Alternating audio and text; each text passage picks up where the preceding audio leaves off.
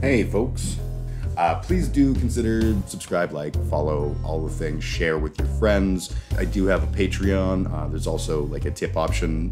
Don't feel the need to support me financially. I have a day job. This is not my career. I had said before I left that I was gonna talk a little bit about, a little bit more about some of the things, like, whether or not we lived up to the terms of the agreement, things like that. In doing some research, again, I am by no means expert on any of this, but I did find a page that I think is helpful. This is from the Canadian Encyclopedia. It does have a definite slant, so it gives a background of the treaty, gives the historical context. So the impetus paints a little bit of the backstory. The federal government sought to extinguish Aboriginal title to the land prior to settlement. I'm not, fuck. I'm good at internet. There, that's better. Again, it's important to note I am by no means a historian or an expert. I'm doing this to learn, and hopefully, other people are learning along with me. We sought to extinguish Aboriginal title to the land prior to settlement. First Nations sought to make peace between themselves, the government, and incoming settlers. The large spreading truth that I'm kind of picking up over all of this is that the various First Nations that lived here, they liked the idea of peace agreements and sharing space and things like that. And when they saw that, okay, there were settlers that were going to be coming in, they were quick to say, like, let's work this out. We can work together, which historically has not worked well for people when they met Britain. Essentially, this is the, people met, or blah, blah, blah, blah. This is an interesting part here. While the Lakota, who had just defeated the U.S. Army at the Battle of Little Bighorn, arrived in Canada and met with the Blackfoot in 1877, Sitting Bull met with the Crowfoot face to face. Although they were made an alliance of peace rather than war, the possibility of facing off against a large united group of Indigenous nations gave the Canadian government yet another reason to negotiate a treaty. So the Canadians were also interested in maintaining peace. That's an important thing. But peace and also colonization. Colonization can't be taken out of this equation because that was the whole point of it. And again, I think the knowledge on the two sides' part wasn't balanced. So you had Indigenous people who were used to a very hunter-gatherer existence and a very, very different perspective on the world than the colonizing British were. And the British were kind of crap about it. To be entirely honest, they had built across the world. They had done all kinds of so there's the talk about the negotiations and met the terms of the treaty, blah, blah, blah, blah, blah. Modern interpretations and implications. It's generally agreed that none of Indigenous nations involved in the treaty realized they were surrendering their land, and that none would have agreed to it had they understood the consequences. That's a really important thing. I can't say whether that was an intentional decision or whether it was just sort of that the lack of effective communications bridge between the two peoples made that not clear. But I have a feeling, if I was a betting man, I would say that we took advantage of a situation. Definitely, I think it's very fair to say that the concept of ceding their land wasn't what they were going for, and wasn't what they wanted out of that, and probably wasn't how they walked away from that treaty signing understanding things. That's really shitty. For the most part, the treaty did not have the effect the First Nations desired. Cree and Métis hunters continued to trespass, the buffalo disappeared, and settlers continued to arrive. The promised support of the transition to an agricultural lifestyle didn't take place, and in most cases, the land was unsuitable. So a lot of the land that we sort of cordoned off and said this is going to be your land so that you can switch to an agrarian society wasn't suitable for that. So that was a dick move. I don't know if that was intentional or ignorance of, they got a map, they go this piece here, but I can't say. Only 2 years after signing the treaty, a local Catholic priest who had encouraged the nations to sign a treaty described in a letter to David Laird their extreme poverty. Laird again was one of the signers and was what was the term? I don't recall, but he had a government title relating to being the guy for, interacting with the Indigenous. So from the letter, I've never seen them so depressed as they are now. I've never seen them before in want of food. They have suffered fearfully from hunger. He went on to argue that, asked the question of whether the Treaty 7 nations understood the real nature of the treaty, land surrender, my answer to this question is unhesitatingly negative. There was and remains widespread feelings that the government has not lived up to its promises or dealt fairly with them. One of the big things here that's a resounding vibe of this whole purpose for the treaty is that transition to an agrarian economy and the commitment by the Canadian government to help make that transition, help the Indigenous make that transition into an agrarian society based on the fact that the ability to rely on the traditional hunter-gatherer techniques was failing. That is something that should embarrass us. The difference between written and oral cultures, including the settlers' favoring of written documents over oral tradition in terms of legality, has led many elders to claim that there were promises made during the negotiations that never made it into the text of Treaty 7. It is probable this is the case given the translation difficulties, differing cultural understandings of binding agreements, and the haste with which the government wanted to conclude the negotiations. Again, the government was motivated not by wanting to secure peace or anything else, it was motivated by wanting to build a fucking railroad. All the nations involved in Treaty 7, now represented by the Treaty 7 Management Corporation, have since been involved in claims negotiations with the federal government relating to the land surrenders, improperly performed surveys, and fraudulent deals, many of which are still ongoing. What I'm getting at here is the answer to the question, did we do our part? Probably not. In fact, guaranteed not. And that personally I find offensive. And again, this is coming from the Canadian Encyclopedia, which I do feel is attempting to be very neutral, but doesn't always hit that mark. Again, the spirit of this was two very different worldviews. There was a group of people with a lot of power who were colonizers, who were used to taking space from the peoples they encountered. And there was a people who had never encountered anything like that before, trying to establish peaceful, cooperative interactions that would be positive. To me, that's really gross that got abused the way it did. There's another article I'm going to bring up here. This is an article from the CBC. And this is a conversation with the Tsuut'ina chief. It's from 2017. This is Chief Lee Crowchild. Essentially, and I'm just going to skip to, they have a Q&A section. So the question, I've heard various interpretations, but it boiled right down. From the Indigenous perspective, Treaty 7 is a peace treaty, right? Yes, it's a peace treaty, nothing more. That's my understanding, that's how I interpret it. But the federal government also made a number of commitments. When you go over the document, you see all the commitments that were made in there. You can see right away and say, they haven't lived up to this part of the treaty yet, or that part of the treaty. What do we need to do?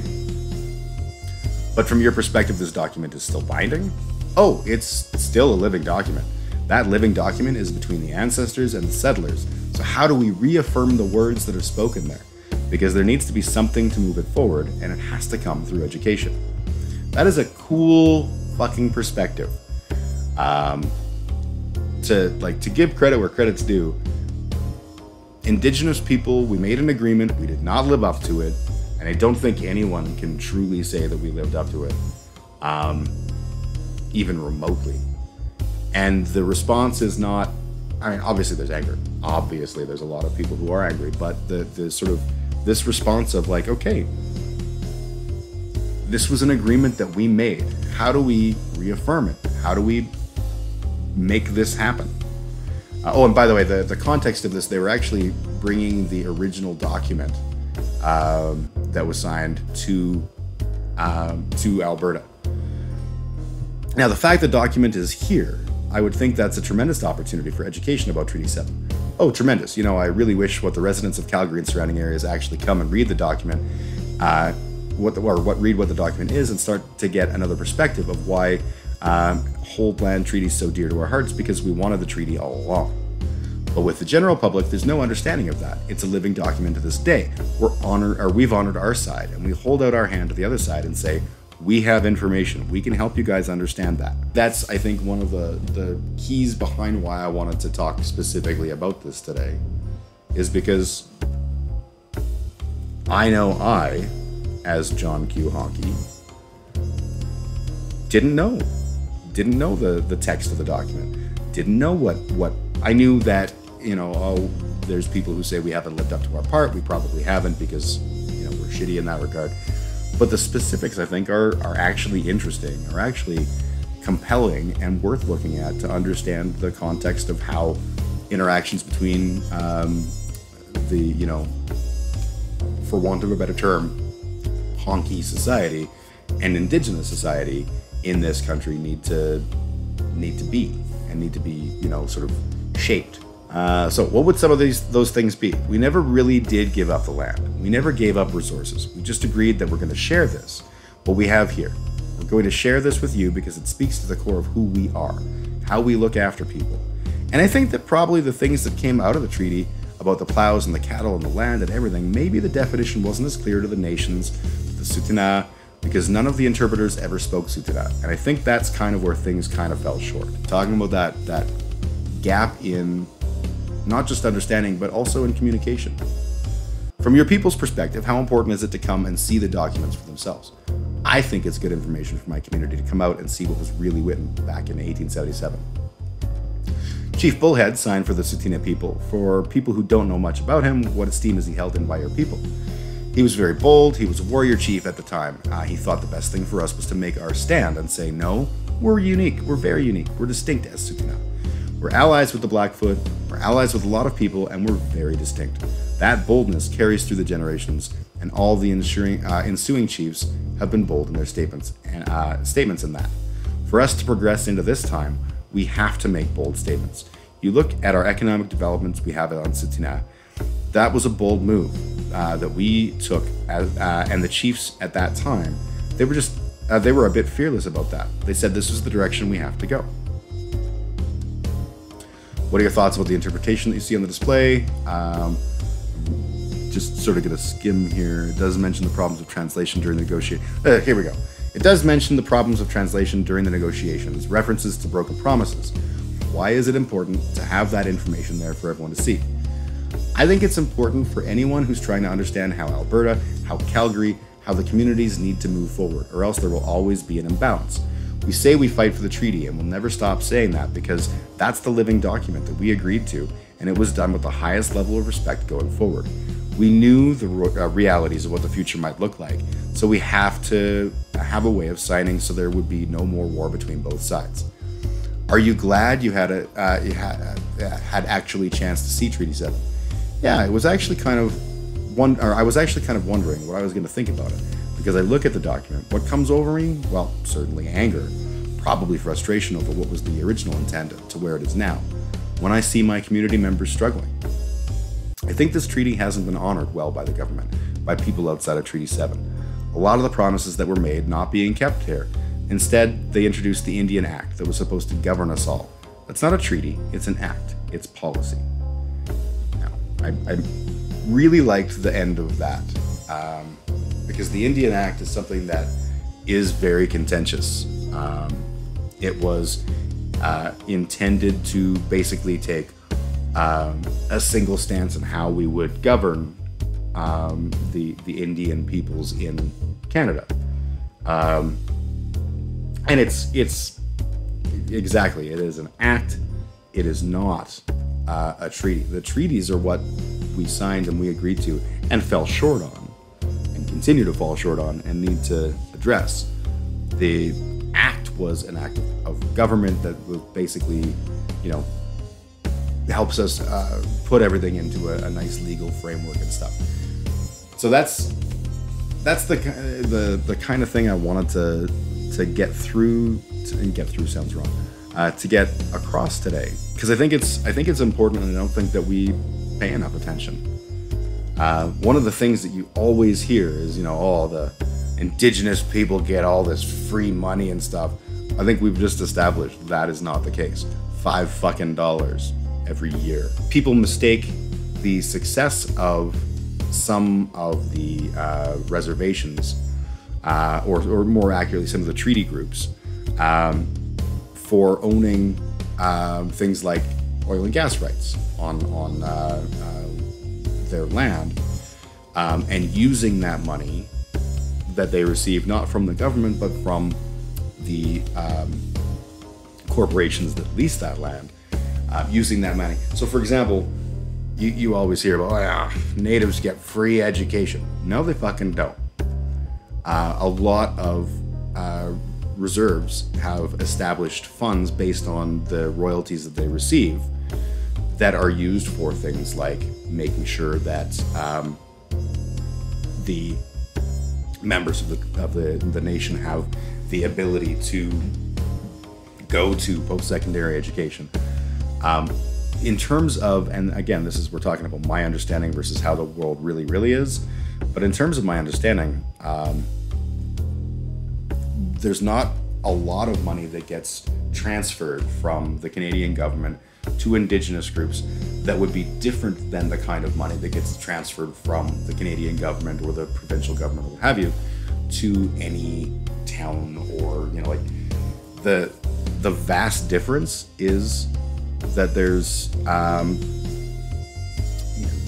certainly in Alberta, there's a lot of oil and gas rights, which also is worth pointing out, because again, the land that we gave them for agricultural purposes wasn't very agriculturally, so there wasn't a whole lot of opportunity to actually do the thing that they wanted to do. That's a really strange and spooky concept to me. Again, I don't know if it was intentional. I don't know if the people who drafted up the sort of the demarcation lines on a map and said this is what's going to be Indigenous land and this is what's going to be honky land.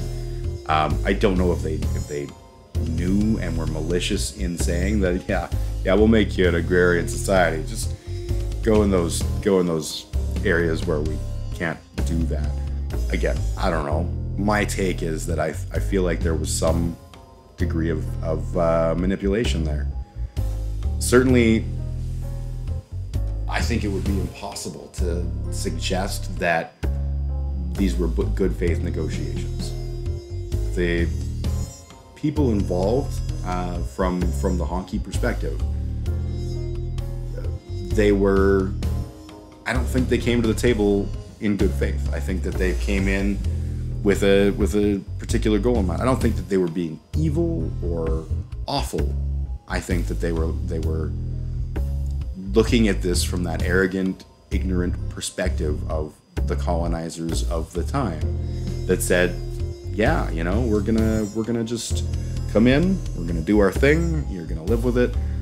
We need to come to an agreement so that there will be peace and so that you terrible, terrible savage people will follow our rules and laws. But I think it's fairly clear that people didn't know what they were agreeing to. And that sort of almost like a footnote that there was nobody at the thing that spoke Tsuut'ina, that means that, like, how do you make an agreement like that? As people, you're basing your signature on a document on what someone else is claiming that the document says. That shouldn't be policy. I know that's a weird, crazy take to make, but I just don't feel that should be policy. So that's where I'm going to sort of end things off on the topic of Treaty 7 this time. And if people are interested, I would be totally interested in going through other similar things like the Indian Act, and looking at the impact of that on the relationship between us. Again, I know fuck all about it. This would be me learning. I'd also like to be able to dig a little bit deeper into the current state of things, and understand that a little bit better, because I feel like understanding is the key to us all figuring out how to get along. I look at our responsibility here very much in the sense of the original theorized intent of the treaty, and that was a peace treaty. That was a treaty that describes sharing and supporting and helping and things like that. Reading the actual treaty text, there's obviously it's from a time where things were a little bit, dare I say, uglier, and it's from a time where people were perhaps a little shittier in a lot of the ways they interacted, but the genuine vibe of it comes across like, yeah, we're going to take all your land, but let's help you make this important transition. And you know what ended up happening? Become agrarian people on space that won't support agrarian lifestyle. You have the right to hunt, hunt and fish as you please, except there's clear exceptions to that. That's a really awkward thing. How do you provide for your family if you can't easily move about and easily do the thing that vocationally you have always done? Not to mention the fact that the herds were disappearing and being slaughtered by a variety of people, and I think honkies were as much a part of that as anyone else. It was a difficult moment, and I feel that the people who made that agreement, I think even probably the honkies, wanted it to be an agreement that would be positive and good, and that's not what they got. So I want to learn more. That's the gist of it. First off, I want to say thank you for watching. If you've enjoyed, please like and subscribe. It really does help me out. Thank you to my patrons that support me on Patreon. I am a little streamer, and these people are all really awesome for supporting me. First, to the followers, those diabolical souls who hear the words and give of themselves, your faith shall be rewarded. Thank you to I Am Canadian. My next tier is the prophets, those who receive the whispered truths before the masses, who hear the word and speak it smugly before other people get to. Special huge thanks go to my one prophet, Shithead Dave Anderson. And of course, my final tier of supporters is the gods. This tier is the most expensive and likely to never have any members, but Patreon really told me I should have one, so it's true, I guess. There are no gods. If you want to be a patron, head over to www.patreon.com/BigUglyJim and sign up, and you too can get a hearty, rousing, full of love thanking. I try to put up stuff at least once a week, and I live stream every Saturday at noon Mountain Time on Twitch, YouTube, and Facebook, like an old man. Again, thanks for watching, and have a kick-ass day.